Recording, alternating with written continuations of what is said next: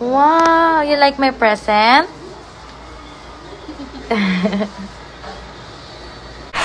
She's famous singer in the Philippines. Oh, pag pinasample ako. Hindi ko tuloy alam yung kukunin ko sa hiya.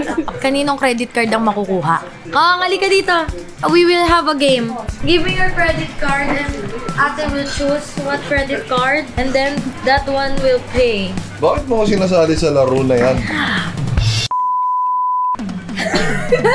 Baka nakakalimutan mo. Dalawa tayong gumawa nito. Magkano na? Talagang sulit na sulit ko tong Hong Kong na to. Talagang ngayon ko na-enjoy mamili. Dahil dun sa kids. So happy. Sumatulong ako sa hanggang high school. Parang sa isang taon po to Christmas party ako lang mabibili ng damit. Damit, pants, shoes, pati mga brat panty. Hindi, brat panty kinuha sa Bombay. Pero bago pa din. Minsan mapapaisip ka na lang talaga na huwag kang mapagod magtrabaho. Kung ganito yung gusto mong suotin ng mga anak mo, kung ganito yung gusto mong nadadala mo sa ibang bansa. You will choose what credit card will pay.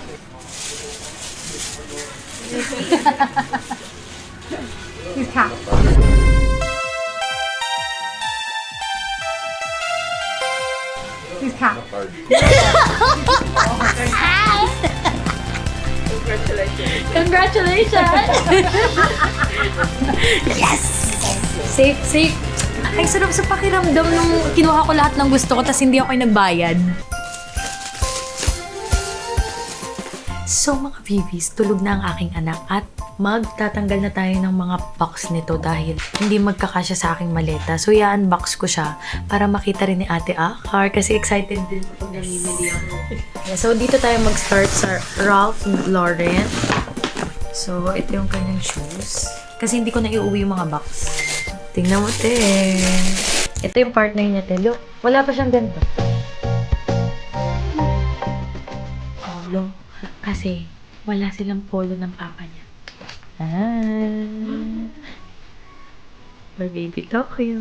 Ate, tingnan mo. Ate, ito na ba size na? I-fold mo lang to ng i-fold. Ate, tingnan mo to. So, ito naman yung baby tip. Tutuwa ka dito, ate. Ito kami. Tanan! Simple white shoes. Kasi di ba wala tayong white? Tapos, bumili lang ako ng simpleng t-shirt, pang binata, and simpleng jogger pants. Ganda nitong jogger pants. Meron na siyang pag nagbinata. Kid.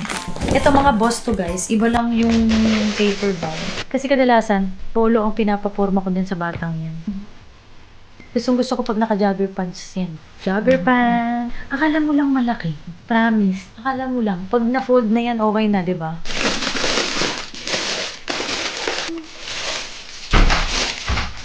Next, Ralph Lauren na sa wakas. Meron na ang aman. Dalawa! Magkapareha. So guys, sa mga magsasabing yung polo niya paulit-ulit, hindi na. Bumili na siya. Next, Tommy. He'll figure it out. Terno, te. We're Tokyo. Oh. Gawa. Oh. Oh.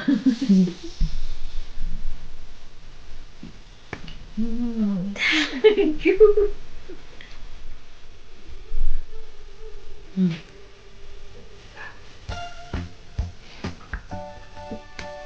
Yung ganda nito. Shade light. Ito malaki na pala to. Malaki. Yan din ang cute. Ayan. So that's it for today.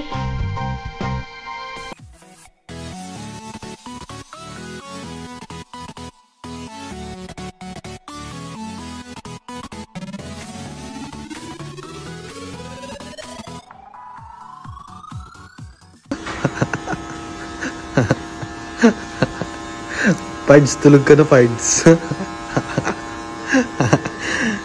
Tutulog habang ginugupitan, oh.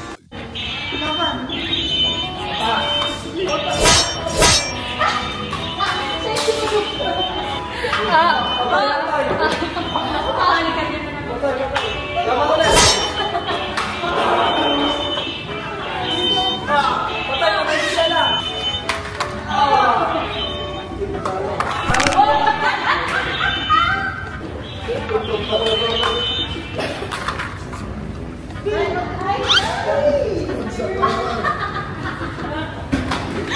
know, boobs. Hi guys, today today mag-aayos lang tayo. So, ngayon, ipapakita ko sa inyo yung mga products na ginagamit ko. And so, share ko na rin kung anong ginagamit ko sa kilikili ko.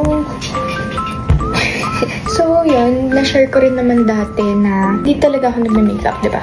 So, mag-makeup lang ako, simple lang. So, ang number 1 na ginagamit ko talaga is sunscreen, yung pinaka-base or foundation ng mukha ko. So, ito siya. So, yun. Ganito lang ang maglagay lagi. One finger lang. Dito. Maninibago ba kayo? Wala akong face eh. Yan. So, ko lang guys. Siyempre, liig. So, next is, maglalagay na tayo sa ating t-shirt ng blush. And then na, hindi siya halata. Pero yun, naglagay na ako. And then, next, ito naman, ang B-line.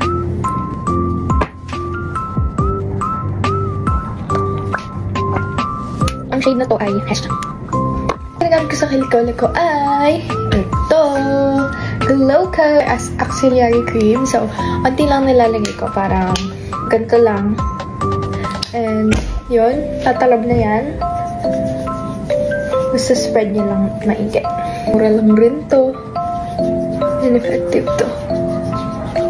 So, ito yung product na ginagamit ko to para malighten yung kilikili ko. And then, syempre, hindi ako nag-aahit.